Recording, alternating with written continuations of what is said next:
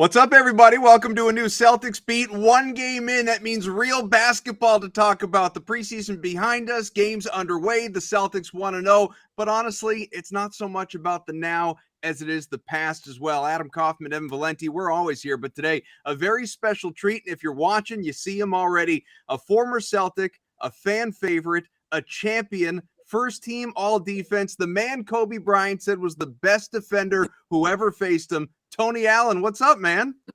Man, nothing much, man. Thanks for having me. Thanks for hopping back on with us. Yeah, I mean, you were on with us a couple years ago, so obviously you didn't totally hate it to come back, so we appreciate that. No, it's all good. Well, I mean, before we get into obviously talking about you and your career and the Celtics and what they got going on right now, what have you been up to? What's going on? Man, a lot of retired life. You know, I'm used to a schedule every day, getting up, working out, things of that nature. You know, throw them up, tackle in the backyard, and just playing one-on-one with my sons. And, you know, just I was looking, man, like I just sort of, you know, I remember obviously your playing career so well, and especially the Boston years, but Memphis as well, and all so much fun to watch. But what sort of took me back is I can't believe it's been 4 going on 5 years since you retired. Like, that's amazing to me. How quickly is this flying by for you?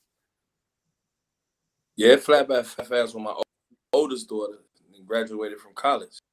You know, so shout out to my daughter. Wow, congrats. She graduated, and I look back and I call home and check on kin folks, and he's just seeing everybody getting older and older, and it's like, man, I'm getting wise, and I'm enjoying it, man. I can't say that. How long does it take before you're just out of the routine? You know what I mean? Where you don't miss it all as much as you did, and you know, your body's so tuned to the midday naps, pregame naps, and the morning workouts and everything. Like, I'm sure you still keep yourself in shape and everything, but it's a totally different in shape than game shape and in season and all of that. I'm definitely not in the best shape in the world right now, but I can't say I'm in shape from running around the house, want to play football outside, things of that nature. Those little fellas, man, because they can run all day. So, yeah. Big shout out to my son Andre as well. It's amazing. It is endless energy, little kids. For sure. Is there any pressure on UTA as a former NBA player to have your kids be awesome at basketball too? Because like, you're looking around, like I felt kind of old the other day. Like, I saw Paige's story. Akovic's kid is like a big time prospect and he's going to go to like Kentucky or something like that. Is there any pressure on you to? I mean, they got to be at least good at defense, right? I told my wife this. I said, I got to get somebody else to train. I got to get somebody else to be hard on them, like Joe Jackson. Right. I like. I know how hard I was on him. Like, yeah, I'm gonna be hard on him.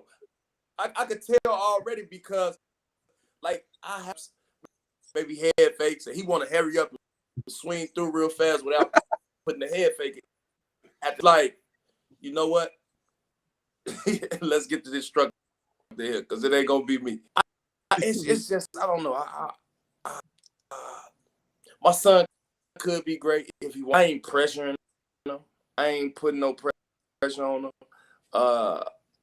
But I can say some video to show the live right now. My little son, he actually got like the Fisher's Price rim, the one that go outside. Yeah. It's sitting over there in the living room. He been shooting. So if anybody who I put the pressure on, maybe my loves it. Like I say, he looks up every day and tell me and say, "Hey, Dad, put on the Tony Allen." He can watch all of them on YouTube. So, well, yeah, we were talking about really. Go ahead. I was gonna say, not really worried whether they play basketball or not, but if they love it, and I give them some pointers, but I ain't no pressure. Ain't no. Well, I mean, I don't know if you guys saw the video. Like, obviously, Jason Tatum's still a really young guy. He hasn't even hit his prime and all of that. But like his son Deuce, who's with him all the time, he's at games. He's always in the media. The people around Boston love him. But he put out a video, I think, on his Instagram, right, Ev, of Deuce just like hitting step backs in his bedroom, throwing jab steps at dad and like sinking it in his eye. It's amazing. I love it. I love it. I could relate. I'm knowing when they see it. They had a good friend, Eddie House, won a championship with Eddie House. Yeah. His son, Jalen, game. I mean, late night games, games that were on TV, come on late at night. He up and see him playing in college now, with a chance to go to the NBA. And I mean, once you're around, it's almost like a snowball effect. It's gonna hit you, and you just got to be ready to do it if you love it. 110%. That's all I could just tell him. You're gonna have to tell E House to hop on this show with us at some point. We'll make, you know what it is, because like you've been on a couple times, Perk's been on, we've talked to Scal, obviously he's working in the Boston media now. Like screw the current, let's just make this like a 2000 708 on through the I miss those Big Three era Celtics team podcast always. I would love that to happen, man. I would love to see Scal, Scott Pollard, man. Yeah. Where's Scott Pollard? Man, Sam. I always talk to Paul. I always talk to Ticket. Here and there, but it'll be good to get Ray and everybody in one room, man. That too, for Seems a while, like progress has been made there, though, right? I mean, they were all there at yeah. Everybody keep it to them, I'm sure now. Ain't nothing going on, but are you all in for that, man? We need to campaign that. You got to talk to me about the. Right here. We're on it. We're gonna help put it together right now. Will be the campaign for it. Yeah, I know, like we've gone down a rabbit hole, but like you gotta talk to me about the Scott Pollard thing, because I don't know Scott Pollard at all, obviously, and you know him well. But what always I always find this interesting is that when we talk to like guys like you, guys that were with the team in that era, and reminiscing and telling stories, and multiple documentaries have come out about that team and the championship success and everything. It's Scott Pollard seems like sort of that like unsung, really popular guy on that team that is just way more popular amongst all of you than you would think. You know what I mean? Yeah, I mean, he comes with the hairstyles, he just, it's his whole charisma to put together. I like most importantly about Scott, his work ethic every day. It was like a game, play hard. He was satisfied with his man, cheerful for us. And I picked that up from him. And it's like, yo, Doc might not even play him for like 4 or 5 games. Who get in there? He plays it like it's his last. And I always got a chance to post champagne on him in the championship locker room. Man, that's Scott, man. Got people will definitely a rock star. People weighing in, watching the show on YouTube. It's can't talk about Tony Allen without mentioning Grit. People are saying much love for TA. Someone says the real 42. Sorry to Al Horford. You gotta love how. But truly, you gotta love how beloved. Not only you were obviously, but you continue to be around Boston all these years later. Yeah, man. My wife just I can't go nowhere but had it in my heart. It's in my heart all the way, man. So I understand the grind, but it started from being town Boston, baby. Yeah, it's always fun reconnecting with older players, but like to have an impact like you've had, over the years, you were a fan favorite, and it's the energy, it's the hustle, it's the grit, it's all that stuff, and not to. It seems like it's contagious, and we have found our next guy in Marcus Smart. The guy that just leaves it all on the floor, doesn't really matter what day of the week it is, what time the game is. You're getting 150% from that guy.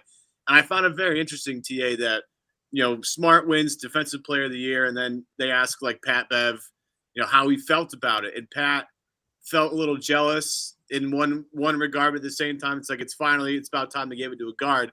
So I want to get your thoughts on this. Are you more happy that they finally gave a guard the Defensive Player of the Year award, or are you more like, hey man, like I should have won that thing years ago? No, for reasons now that like I think a guard should have won a long time ago. Like we pay, like guys like myself that paved the way for guys like him to get. I'm just happy that he took that style of play, fought, did the intangibles, diving for the loose ball, 50. He wears so well. You get what I'm saying? And plus he's from Oklahoma State as well, so that's out of school anyway. But I thought it was time anyway, man. Yeah, I probably could have won it. Marcus win it. You know what I mean? Knowing that he wears that defensive mentality. It's like every team needs that type of guy. And what makes him so great at winning him open, three-point wise neither. So he's the epitome of the 3-and-D in today's area. And I was excited. I was excited. About time for a guard again. I don't think nobody won it since GP. GP was the last guy to do it. GP, yeah, see what I'm saying? So yeah, however many years that was, shout out to Marcus Smart for that. Should be run up again for this year. How closely are you, watching the league these days? Like, are you up at night after the kids go to bed, putting on League Pass and watching around the, just sort of surfing around, seeing what's going on, or watching a game of the week or whatever? Or you, have you taken a step back from it all? Nah, football, but I will say I love watching basketball, and it be some nights I'll be on half of these games, but his mom's always putting him to bed. But yeah, I'm the guy that's watching each and every stand up late, watching the Lakers and watching whoever on the West Coast that's playing. What do you think of your old team? Obviously we have plenty of questions about Boston and thoughts on what's going on with the Celtics these last couple of years in particular, falling short in the finals last year and being among the hunted now this year, going for the championship. But as an outsider, but a guy who's been there clearly, what's your perception of Boston's chances and the culture they're building right now? Well, they shown some big time players, man. Speaking in Jason Tatum, with him, he's been one of the guys who you got to put a lot of respect on his name. Been battle tested, kind of fell short in the finals, but I think that's driven him even stronger. You saw how he finished on opening night with 35 points. That was big. I mean, as you know, who get to that level, they just be done for it. But this guy looked like, and right alongside with Jaylen Brown, he had that same mentality yesterday. Those guys come mentality, and it's contagious. It get guys like Grant Williams wide open, ready. They do so much work offensively. As we know about Marcus Smart, we just the 3-and-D swagger so well. But this new addition with Malcolm, I'm looking forward to seeing that. Mm-hmm. And obviously they top heavy when so I like them. I see them back in the finals for sure. No one's as well equipped as them, I believe, and just tasting that success, a little more hungry. I think there's so many interesting parallels between where the Celtics are at now versus, obviously where they were when you were there in terms of the ascension and the years it took to build. And obviously, like, you guys, there was a little bit of the, like the tanking earlier on. Don't bring it up. Oh, don't. No. I know there was a little bit then. There's none of it now. And but then you guys were able to get into it. No, hey, you want a ring? Who cares? It's all good. But that's what I mean. I'm going somewhere with this. So you guys win a championship. You guys win a championship, and then you fall short after the fact, obviously. But it was that defensive culture that guided you, not unlike what we see right now. But another area that is a parallel in some ways is kind of like you mentioned Jaylen Brown. He had the 35 points opening night, and he continues to be on the ascent. But one of the big offseason stories, obviously, was like, are they going to deal him for Kevin Durant? He's been mentioned in trade rumors in the past for Anthony Davis, for Kawhi Leonard. And I wasn't even really thinking about it until you were sitting here with us. But the Ray Allen comparison, like, obviously Jalen's on the upswing. Ray's best years were behind him at that point, but he was still, a really strong player, a contributor, part of the, the big three, the figureheads of that team, but continually was in trade rumors. Danny Ainge, I mean, he was trying to trade him at multiple points until Ray finally, and you could take us behind the scenes, but Ray finally was like, you know what, like, I'm good, I'm out, and he goes to Miami, and then everything that happened after that. But how does what you experienced then with Ray sort of compare to what we're now seeing with Jalen trying to put this stuff behind him? Well, yeah, I mean, obviously they got a lot of stuff they need to climb it up right now. But if you specifically compare, the times with Ray, well, I think it was a situation where I was gone by then anyway. Let's get that clear. On the outside of the and I think Ray either wanted to start or he was making. It was something tricky to that speed. Here in this situation, Jalen probably underpaid. It ain't no situation where Jalen Brown got to be like, oh, man, not do that. He didn't already show and prove in the finals. They fell short, had a great, he's a high commodity, period. You get what I'm saying? And the times that they was talking about, he was really on the end of his career. The games, like the game that just comparison to the game Ray Allen had when he was in Seattle. You get what I'm trying to say? Yeah. They had two different levels in their career. So, I mean, let the trade rumors come. Guys like him, the way he built, he'll hear that, probably go to the gym later on that night and come back the next. I could see it in him. Don't know him personally, but the way he played, the way he's improved his game I've been watching him, man. He's a bucket. He's a walking bucket. So any team I'll trade him, they can get better value for him. Trust me, the team that's receiving guys like him mentally tough though. So you could tell.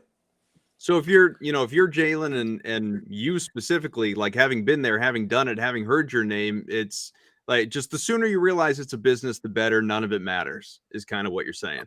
What? Yeah, pretty much. I mean, myself, my name on the trade block a few times. I round trade. I'm gonna tell you a joke. Round trade, he could vouch for this. Like right when the rumors start, when you hear the first rumor, I used to go to shoot around with my phone. So I look at Mark. I say, man, you ain't heard nothing? Anything going on? And he'll say something back like, no, and I'll pull out my phone. I tell him, don't worry about it. Let me call my agent. I put my phone out of my tights. And, man, I always have Mark to talk. I tried to always make a mockery of it if I heard it. But a lot of rumors, those type of rumors, I ain't gonna lie. I didn't see athletes, folks shy away from, playing good so they won't get traded, whatever the case may be. But like I tell you, in this situation, man, anybody will trust me. Yeah, I mean, if I'm Wick or Steve or any one of the owners, I'm just getting the blank check ready for Jalen to sign whenever he wants to sign it, because it's just, you can't right. It's just hand him the check. We're done here. Like this is nothing for me. Like to have like, this is like, Tony, this is what you want, right? You want, like, just play GM for just a second. Is there anything more valuable than to have two 24, 25-year-old guys who can both score 25 and 28 a game every night, who bring it on the defensive end of the floor every single night? Isn't that what you want? Like, in this league, don't you want to have two guys like that? Is there anything more valuable than that, in your opinion? It just sounds funny to me, honestly, to even make that trade, Durant for Brown, because that would be on Durant part. That would be like I'm steady going to the winning team that beat me. I'm steady going to the winning team. That's what that'll look like. But if I'm Jalen, I'm always know. I'm always know what I bring to the table. I know my growth, and man, you know, everything else take care of itself. But if I'm the GM, I don't want no other offers, and I want to see what my team look like, healthy as possible. If I got some money, he's definitely motivated to play even harder. So who knows? That would be a great thing. If you guys have any questions for Tony Allen, by all means, drop them in on YouTube, Twitter, and we'll mix them in some before we get out of here. Where y'all seeing all these people at? So we can see it. He can't see it. Yeah, I see it. Yeah, no, he's got something in here. Yeah, because saying, you know, dating site apparently. That's supposed to be the one. Justin saying, get Tony some fun questions. What's he been doing in his spare time? Well, we talked about that a little bit, hanging out with the kids, man. The kids run the show. Hey, it's old now, man. I can't be doing too much, man. I got these little boys, man.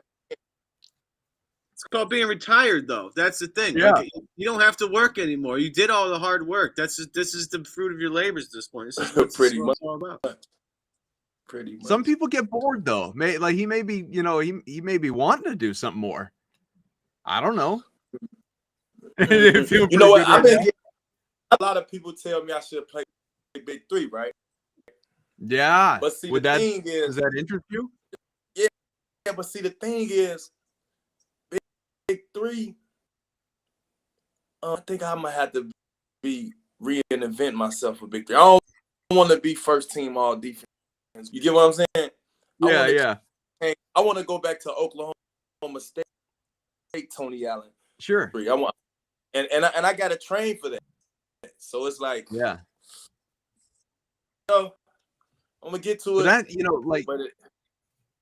You bring that up though, and I think that's the like another friend of mine like who comes on the show from time to time, huge fan of yours as well, and I can't tell you the number of conversations we have had about the fact that you did, you know, obviously, you know, earlier on in Boston when you had the injury, you did reinvent yourself. Like you were, you know, sort of a different player, more of a scoring emphasis, and then all of a sudden it's you know, capable of scoring, obviously, but it's Tony Allen, the lockdown defender, that just totally changed the course of your career. And I mean, only you can say, obviously, whether like looking back that was the right move. It seems like it was the right move because obviously it went incredibly well for you. But but so like the reinventing of your career and yourself, like you've done that. I would have to say you hit it right on the point. Like once I told my ACL freak accident, I basically told myself, you know what, I'm gonna take like my body all in one, just in order for me to get through screens, in order dab on the floor and you know, and just be ready, durable. So much to say. I need to take care of my body, and I watched Ticket coming there, you know, split squats, sumo squats. I'm like, yo, this dude take care of his legs back. He take care of it's like it's everything on his body, and it was like, man, and that's what I did. I'm like, okay, now I can't jump as high. Well, I can jump. Never was no knockdown 3-point shooter, but I know one thing for sure, two for certain, no one outworked me, you know. And I think that was more so like we know Kobe, you know, who would, you know, get like 50 or 60 on you, you know, those type of, you got to get ready for them caliber. And I think that's what I dedicated myself to, and being because of guys like Kobe. Well, sort of to that end, I wonder this too, and I mean, you can speak to it, I can't, but as satisfying as it must feel to go out and have a big night offensively, right? Like drop 35, 40, 50 points, whatever it is, like that feels great, clearly, but man, it's got to be a whole different, almost better level of satisfaction when you're going out and you're shutting one of those guys down, preventing him from scoring, and and helping your team win that way. Like I don't know, maybe I'm kind of old school in a way compared to how the game is played largely now with, offense garners all the attention, but like a solid defensive performance to me is just, it's so much fun to watch. I agree. And a play that goes on offensively and I know what a person could have done that bucket from being a game winner. But as far as getting a stop to, just it not showing up on the stat sheet, but the GM see it, the other coaches see it. And that was my whole thing in playing, like what the maxed out prolific guys really can't. And alongside Paul Pierce, I kind of think he used to amp me up the battery in my back to the point where he used to tell me every day, like, yo, you stick me every damn. It should be a free fall with these other guys. Like he used to actually tell me that. So I'm like saying that one day, and I just took that mentality of no one's gonna outwork me. Stick Paul Pierce every day. This man damn nearly invented back look cool. He's been one of the top scorers in his career, his whole career. All time, I'm thinking to myself, like, you right. They average. And that was the thing though is that was my thing. The thing though, like that's all mentality though, right? Like you taking pride in being like, no, that guy's not going to score me. Like that's just not nearly as fun, especially now when everybody's watching Steph shoot from 38 feet and score 50 a game. Like people see that, like that's fun. We want to do that instead. Like they don't understand that defense is really hard work, like super hard work. And if you get to the Tony Allen level of hard work, that's like knowing exactly where this guy's going to be at what specific time. I got to fight through 3 guys to get there. And then maybe if I get there in time, maybe he'll miss a shot. Like you have to be okay with failing sometimes, right? You got to be okay with working through a lot of the BS. Like it's just not nearly as fun. So my question, I guess, revolves more around like is defensive mentality something you're born with? Like that's just like who you are as a person, or is that something you think you can learn over time? Well, I had to say is but the way I grew up, like I always had a point that didn't like getting scored on. And where I grew up at in Chicago, it's funny because we was just talking about my documentary, made me think of this. At the Pro-Am, all the best players that ever played in Chicago that went to the NBA, Michael Finley, Quinn Richardson, Darius Miles, Antoine Walker, Marion, everybody you name, they've been up to this Pro-Am. So you playing the Pro-Am, right? They cleared out. It's like an isolation. Like when the game get tight down 7 minutes, and it's an isolation. You probably see a lot of this stuff at the Ruck. Once you get scored on, right? So we got that same type of environment in Chicago. And after the Pro-Am, like I always told myself, like I'm not about to let nobody clear it out, cross me over in the gym. You get what I'm saying? So I think it kind of started from back then. And one year that I played in high school, I could remember, like I used to always hunt the guards that was like, if you was better than me, averaging 30, 40 points or whatever you did at AAU, I see you won't have it. And that just been in me from that point. You get what I'm saying? To go at each level and try to master defense at each level, you got to give your shouts out to Eddie Sutton things and, going with the opposite hand. Well, actually, he told me to go with the inside hand. I remixed it.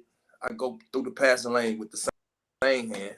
I want to tap it. However, I got to get out to Doc as well, because Doctor, like, hey, you want to play, you need to be doing what Paul Pierce and Ray Allen is not doing. These boys ain't playing no defense. I said, let me go give me some rebounds. You see what I'm saying? And just be a professional and team guy. You get what I'm saying? Mm-hmm. Help the team in whatever type of way. And don't mean to be. That's what I think. That's what I think Russell Westbrook needs to do right now. You know what I'm saying? Getting his feet wet to be the guy that we all know him to be. I don't want time. See how that feel. You know what I'm saying? Hey, it works. It works, man. But no, other than that, man, defense is just why I made my living. It helps. Like I never really had no offensive woes, but I pretty much hunted my defense to be the offense. Mm-hmm. Yeah. It is interesting too. Like everything that you're talking about, you brought up Malcolm Brogdon before too, and such a good fit clearly with this team. But another guy that's he's come in and after that midseason trade or rather offseason trade, and he said could have gone to Toronto. He chose Boston. He felt the Celtics were that much closer to a championship. And this is a guy who he could have, whether it was stayed with Indiana or gone somewhere else, like he could have started. He could have averaged 20 points a game. He could have, continued on the course that he's been on. He's still in the grand scheme of things, he's a young guy. He's not like a, 35, 36, like a Blake Griffin who's, at the end and chasing a ring and just let me do my part. Like Malcolm Brogdon didn't have to be that guy yet at this stage of his career. He chose to be. How, he humbled himself in the, in deference to winning, obviously. And just how important is that as a mentality, what you were just talking about, to really fit and mesh and help get you to a championship, to, as you put it, be willing to do the things that some of the other guys aren't doing and just filling your role and playing it to the best of your ability. Yeah. With just seeing your peer groups, win championships, win, get high praise. You get what I'm saying? And everyone knows it's the finals. It's no other level of basketball, I believe, season nothing, but I know that's the highest intensity that I've been a part of, and it goes down to paying attention to detail. High class organization, and Boston showed me that, to the hotels we sleep in, to our travels, the nutritionist, weight room guy. It's so many behind the scene things that come within, want to be a part of, what's going to be great and winning the championship. And I think what Malcolm did was organization. He saw those other guys, Jalen and Tatum. He saw from those guys go in. He saw those guys get in there, and I want to win, could do for the team. I remember it was chatter about those guys couldn't play with each other at one point. Mm-hmm. Yeah, for years.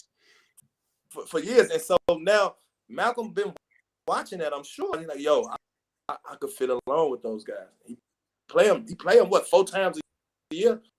And it was one of those situations. I believe me just talking. I don't know. I believe I could be that backup too. I could be that backup defender when Mark is getting in foul trouble. You know what I'm saying? I could be that other piece to fit into the puzzle. And I'm glad we got him, man. I'm glad Boston got him. Our guy, your guy, Cedric Maxwell, he's out there watching along on Twitter, by the way. You want to shout out Max at all? Oh, big Max. What's man? Hey, tell the Boo Ray for, man. Ask Max what he want to boo for, man. What's good, man? That's my boy. You gotta love Max. Yeah, he Max, said my brother Tony Allen hanging out on Celtics Beat. Yeah, he's the best. We love Max. We're a big Max. We're a big Max podcast. Oh yeah, Max comes on with us all the time too, which is great. Yeah, I did an interview on Max show. Oh, I did an interview. He got me up. Tony, you're well traveled, man. Are we gonna? One of my favorite things of your post career has been you doing studio stuff with Chris Vernon. Are we gonna have any more of that, or is that done? Because that's like some of the funniest. Yeah, no. I'm looking forward to jumping back on there in the beginning of this. I just gotta talk to the people I need to talk to get that in order. But yeah, next year. Yeah, good. We need more. We just need more Tony Allen in our lives. That's all I'm saying. We just need more. Oh man, hey man, I'm available, man. I'm available, man. Whenever y'all want to have me. For real. Appreciate that. No, for sure, and we'll continue to reach out. We're not done with you yet here. Let's keep talking about let's go. This. What we doing? Let's keep talking about this team a little bit. We talked about where they were last year, where they are this year, sort of the culture, all of it. You think they're going to be back there in the finals? Everybody out there listening, watching, either agrees with you or hopes you're right, and get banner 18 up there in the rafters. Does the offseason turmoil, and I don't even mean the Brown trade rumors or even the Gallinari injury or Rob Williams situation right now. Obviously, I'm talking about the coaching situation where you lose a guy in Ime Udoka, suspended, but most people don't believe he's coming back. I don't believe he's coming back. Obviously with him, the success, the buy-in that he got from the players last year and getting to the NBA Finals, and now you have a new guy, a guy who's the players seem to love, and he's been on the bench for a few years. He's not like brand new to the organization, but he's new to being a head coach. He's young. He's 34. He's younger than guys like Al Horford. He's never, prior to that opening night win over the Sixers, he had never been a head coach above, Division II in Fairmont State. Does any of that matter, or is this team just such a kind of well-oiled machine and already has sort of an inherent belief in Joe Mazzulla from their previous relationships in his assistant coach role that everything is just going to transition seamlessly? Yeah, obviously I want to say just how they bounced back first game, pulled through together, being short a few guys and to the finals.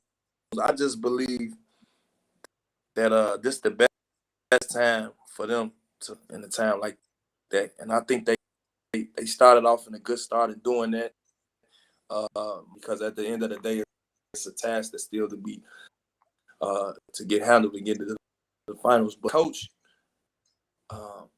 it's on autopilot. That's the system pretty much laid down. Those guys had great success in, and it's nothing for with a guy who's known these players and watched these players grow. And everyone, they know they first option from the second option to the third option and so forth. I can go out there and coach if you want to. Yeah, those guys, I mean, they veterans now. I think this is the time now, though. Going from pups to big dog. I think this is the time now where they need the elite. A lot of noise, a lot of people could feel sorry for you. A lot of people, they not. This is the time for them to break up out of their shells, and this is our team. We need to be back there, and hey, we mean to make some noise, not just for the Celtics. If they want to get banner 18, that's what I'm saying. It's going to have to be so big. I know they've been playing well, but it's definitely another level, as you can see when they lost in the final. Yeah, that's what I believe about them guys. How much you alluded to it sort of joking like, well, I'll step in, I'll be the head coach, but like truly, like it's a debate people have who didn't play the game that people have all the time, the importance of a head coach, because talent just, more often than not, you look at the history of champions in the NBA, like it's the best players win the titles. Talent wins out in the NBA. You got those stars, they're going to carry you. So, and I always go back to like when Luke Walton filled in for Steve Kerr, the Warriors still went like 42-3 or whatever the hell the number was. So, and Luke Walton has not had any success anywhere else. So how important is a head coach? I'm going to tell you what head coaches come in key at, because it's been a lot of games. I ain't going to lie. I just saw a lot of games where coach said, run what? Yeah, hold on. We're going to run this. It worked. Every time, Doc say, yeah, keep running that. Run that again. You get what I'm saying? I didn't think that happened because everyone on the roster, we all knew the offense 4 years or what, 2-3 years or what have you. When we lost in 10, it was just like had his own playbook. He was out there like Tom Brady, just playbook on his arm. Like, all right, we're going to run this. Who got it going? Paul, you got it going? Okay, now, Ticket, you got it going? He was just going on his own. So I wouldn't say you don't need him, but in times like out of bounds timeouts, you down 2. Coach need to have some real sweet and nifty for us to get a quick bucket. Coverages. You know, sometimes the pick and roll don't go as planned as in shoot around. Okay, instead of blitzing the pick and roll, we just gonna show up a little, cover up the space and make them pass until it comes out of his hand. It's certain things that you do as a lot of people don't see. You know what I'm saying? It's a lot of mistakes in game adjustments too that people hurt them. Like, you get what I'm saying? Mm-hmm. Let's say overshowing on the slip is there every time y'all overshow. The split is there every time y'all try to overshow. We getting the quick time to do that. And as coaches, you got to make those on-fly adjustments. Not the reporters will be right in your face after the game. So yeah, why didn't you double MB was, you get what I'm saying? Mm-hmm. Those type of things you gonna need that glove, and I believe that everybody needs that.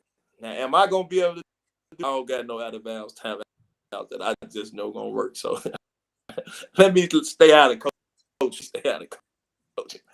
Yeah, but you can still be a defensive coach. You know what I mean? There's still value in that. Thibodeau made his entire like, not career out of it, but he was the defensive coordinator, and now he's coaching the Knicks. He's been hopping around. It's not like we can't find room for you somewhere.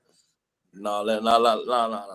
Let's not get it. You don't want to get back to that life. You don't want to do that. Here's my point, though, because everybody likes to talk about having former players on the bench, right, as assistant coaches or head coaches, because they know what it takes. You know, they've been in the league before. They know, you know, what your sleep schedule, I mean, all that stuff. They've been there, done that. How important is that to have, like, because, you know, Boston added Mighty Mouse and Stoudemire to the bench. And, like, Ab and I, as 90s basketball fans, like, we're super stoked about that just because it's nice to have them around the NBA again. But how much does that actually matter in your opinion? It's a lot. It's good to play for a coach that actually played the game, understand how you go out the season. It's good to you know when we in Toronto or Utah or some type of city like that. We know that night. You get what I'm saying? And it's just like a player who played. If we got a chance to stay an extra day in Miami, we might need to stay an extra day in Miami. Win. You get what I'm saying? And the coach will understand. Like, you see what I'm saying? The coach will understand that. And it's just that go on. You know what I mean? Depending on you got a veteran, because them young boys say exactly where to stay. Turn up. The young boys stay in Miami the next game and just be fine with it. But see, the veteran teams know how to get in there, how to get the win and get up out of there. But the coach would know, all right, these type of cities at the same. I don't want them to stay over in Miami. We gonna hurry up and we on the plane as soon as the game before we get out of here. We going straight to Utah. Let's get these boys in Utah real fast. You see what I'm saying? Yeah. So hurry up and get dressed. The plane's already on the runway. I promise you. But see, the coach playing, he gonna do some off the court stuff, but a few off the court things. But man, coaches that actually they got that chance. Well, I know Kid Nash, he not doing too well with that job. I know some success. Ty Lue, you can't forget, he won a championship. Yeah. You know, with Bron. I'm just saying, recent guys who just, you know. Well, Ime was on that list. See what he did. So, you know, guys, it's some guys out there. Like I say, playing helps a lot. Playing helps a lot, like I say. One of the, big stories in the last week anyway was that Grant Williams and the team weren't able to reach a an extension on his rookie contract, so he'll be an RFA, and not a big deal. Like I really do believe that Boston wants him and will probably match him. But were you surprised at all that Grant Williams elected to bet on himself and play through this year and obviously had a figure in mind, whatever that number was that he wasn't budging off of? No, in the way today's game has been going, I think a great job in being a professional. I think he came out last game, he was solid. Case, he believed he probably want more. The team probably believed this because they got other things that they just need to let all play out. But it's the NBA. Hell, I think I played my fourth year all the way out. You know what I mean? And that's sometimes the cookie crumbles like that. Thing is now just staying positive, being professional, and healthy. That's all. It's how scary is it playing that out though?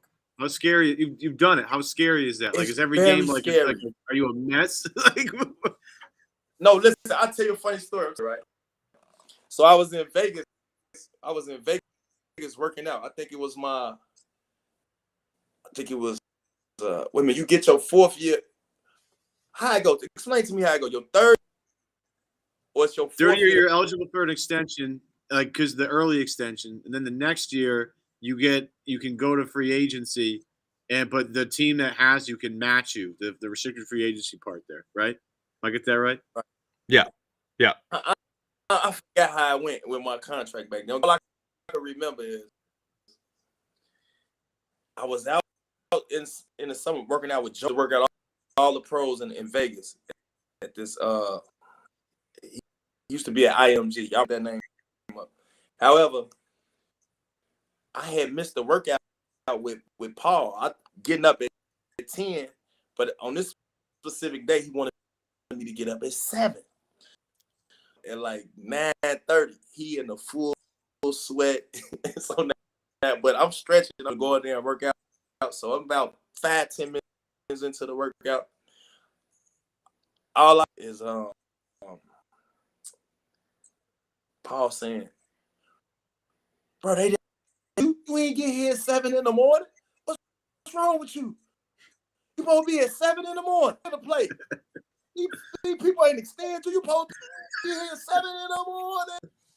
Right? Now, man, he's saying this around a whole bunch of other pros that's in the NBA. That's work Davis, Coutinho, all those guys. He's saying this at a time that like, yo, they didn't pick up my option. They didn't extend me, and it was a wait till like October something, and then they pick it up, or they extend. And I can just relate to my boy Williams. This gonna be the best time to be focused in. This is the best time to be focused in. Remember Paul telling me that? Like that whole, I think next 2 weeks I got in the morning and made sure I didn't miss not one. Yeah. You get what I'm saying? You get what I'm saying? So, yeah, absolutely. I'm trying to compare it to my boy. So this time is gonna be more time in the weight room. It's gonna be more time paying attention to detail on who is my man. Now, what's the assignment? We don't need him to average this. Okay, I'm gonna be able to defend him. I'll make him get in foul trouble, and and show the team every night in, night out that I'm the guy. It ain't gonna gotta look no past me, and that's gonna take a whole lot of mental toughness. We'll see, man. We'll see how I go, man. But big shout out to B, man. Bet on yourself, man. I'm not. That's just scary. I can't imagine. Like, I just can't imagine having a huge chunk of my career earnings riding on me staying healthy for 82 games when injuries happen whenever. Hold on. Answer this. If we the best, we call ourselves the elites, the best in the world. Oh yeah. Mm-hmm. Of course I'm gonna do that. No, I don't got no injuries. I ain't got ain't no screws or nothing. My biscuits, right. tears, ain't no. And I wish I had some wood, knock on wood, so one. But I'm saying, feel you feel like that when you feel like that, like let's go. Yeah. I just come on, man. I guess it's a confidence thing, man. If it wasn't going to screw my knee, I probably still think I could play right now. Yeah. That much confidence. That's how much confidence you gotta have to. Not only mental toughness, you gotta have confidence. This is a big boy league. Yeah.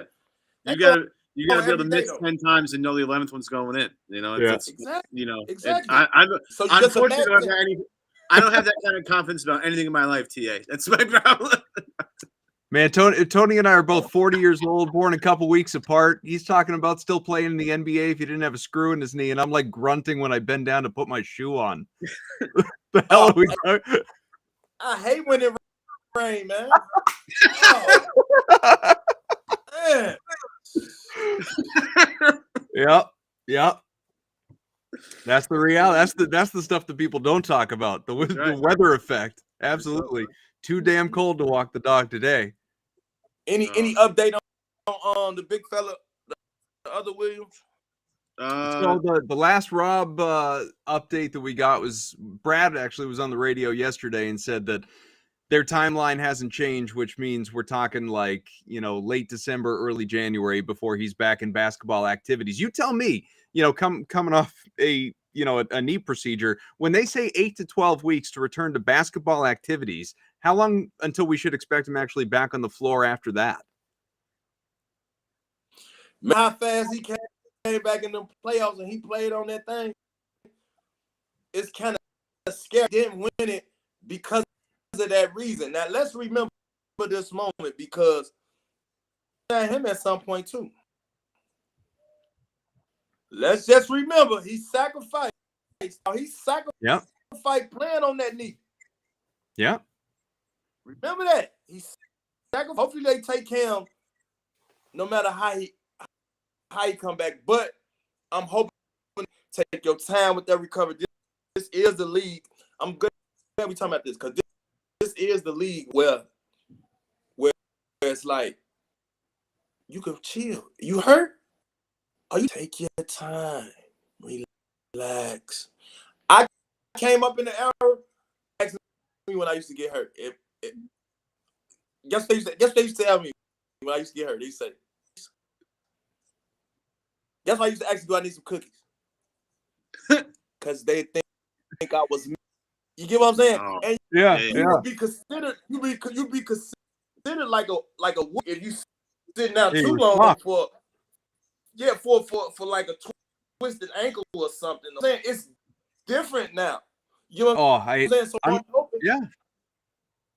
I'm hoping he take his time and come back and be a defensive player of the year candidate up for one. If he get his game and his body in shape, I can see him averaging 3-4 blocks out defense for one of them type of teams. I can see that. He definitely changed games. And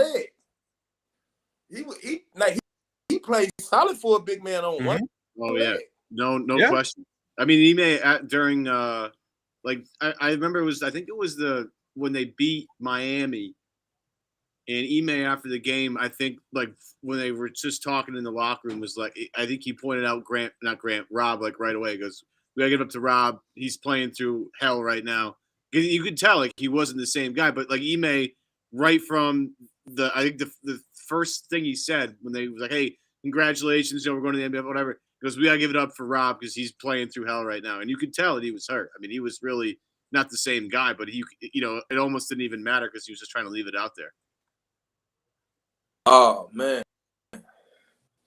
Hey, they y'all reading comments?